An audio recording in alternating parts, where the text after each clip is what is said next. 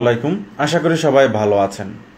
শয়তান মানুষকে বিভিন্নভাবে ধোঁকায় ফেলে বা বিভিন্ন ধরনের ফাঁদ শয়তান ফেলে রাখে, যাতে আমরা যখন মাছ মারি বা মৎস্য শিকার করি, আমরা দেখেছি যখন আমরা মাছ কিভাবে শিকার করি। আমরা যখন মাছ শিকার করি, যখন ছিপ ফেলি বা সেখানে এক ধরনের খাদ্য কণা আমরা সেখানে দিয়ে রাখি, যেটাকে আমরা খাদ্য বলি বা মাছের আহার, যেগুলো আমরা ওইখানে দিয়ে রাখি এবং বড়শির মাধ্যমে এই বড়শিটা যখন আমরা ছুঁড়ে ফেলে রাখি, তখন মাছ বুঝতে পারে না যে ওইখানে কি রয়েছে। মাছ মনে করে এটা তার খাবার। মাছ যখন ওইটাকে গিলে ফেলে, তখন কিন্তু ছিপ যে বড়শি, এই বড়শিতে কিন্তু সে আটকা পড়ে। এই আটকা থেকে সে কখনোই আর বেরোতে পারে না। যার ফলে কি হয়, যে যে মৎস্য শিকার রয়েছে সেই ছিপটা দিয়ে সে বুঝতে পারে যে এখানে যখন উপরে এক ধরনের আমরা মাছ শিকার করেছি, আমরা যদি দেখি তাহলে উপরে এক ধরনের বিটুলি লাগানো থাকে, যেটা সবসময় এখানে ডুবতে থাকে এবং বাঁচতে থাকে। যার ফলে মানুষটা বুঝতে পারে, মৎস্য শিকারী বুঝতে পারে এখানে মাছ আটকা পড়েছে।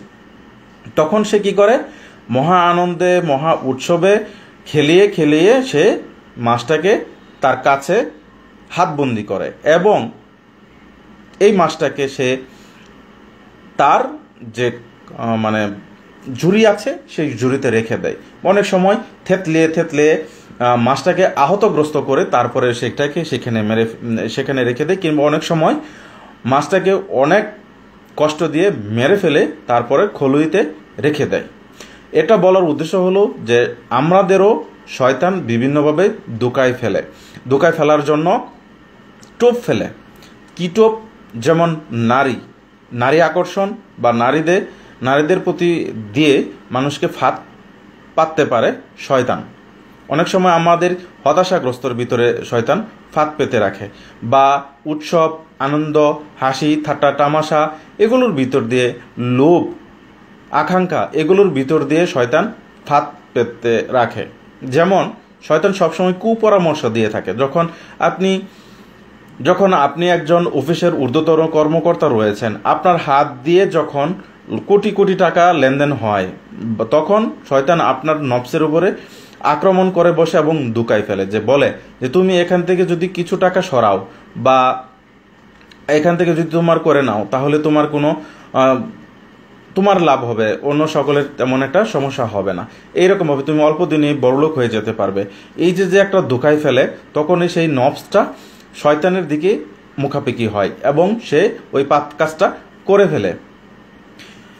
এই যে পাপ কাজটা করে ফেললো, শয়তান তার প্রতি বিজয়ী হয়ে গেল। অনেক সময় শয়তান কি করে, আমাদের যে প্রাত্যহিক বা প্রতিদিনের প্রথম যে জিনিসটা সেটা রয়েছে নামাজ আদায় করতে না দেওয়া।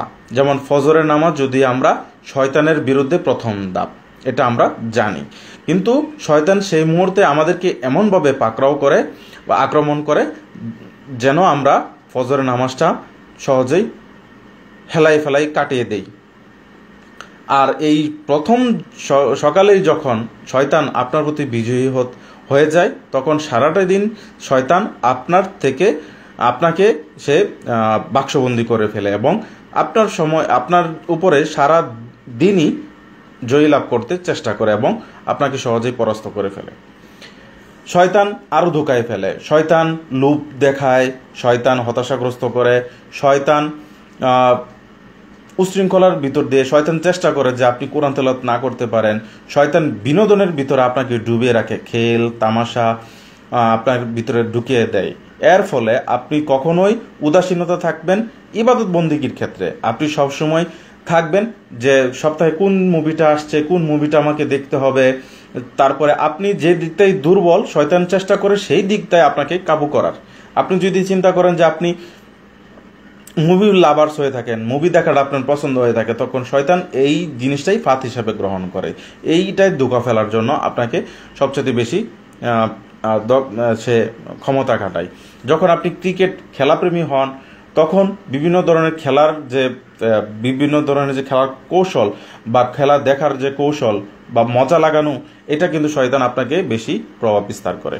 যখন আপনি চিন্তা করেন যে আপনি দুনিয়ার প্রতি বেশি আসক্ত হয়ে গেছেন, তখন শয়তান এই দুনিয়াটা আসক্তিটাই আরও বেশি ফাঁদ হিসাবে আপনার জন্য সৃষ্টি করে। শয়তানের ফাঁদ থেকে আমাদের বা ধোঁকা থেকে আমাদেরকে বেরোতেই হবে। যদি আপনি না বেরোতে পারেন, তাহলে আস্তে আস্তে শয়তান তার কাছে ওই মৎস্য শিকারী যেমন মাছটাকে ছিপ দিয়ে টেনে টেনে তার কাছে নিয়ে যায়, আপনাকেও আস্তে ধীরে শয়তান টুপ ফেলে এই টুপের ভিতরে আপনি যখন এটা আহার করেন, তখন শয়তান আপনাকে যখন ওই ছিপের ভিতরে আটকে যান, তখন শয়তান আপনাকেও নিয়ে খেলার সৃষ্টি করে এবং তার কাছে নিয়ে, এবং একটা সময় মৃত্যুর আগ পর্যন্ত আপনাকে নিয়ে সে খেলতে থাকে। শয়তান বিভিন্নভাবে বিভিন্ন উপায়ে আপনাকে ধোঁকা দিতে থাকে। শয়তানের ধোঁকা থেকে আল্লাহ তাআলার কাছে দোয়া করব এবং আল্লাহ যেন আমাদেরকে শয়তানের হেফাজত থেকে রক্ষা করেন। সালামু আলাইকুম।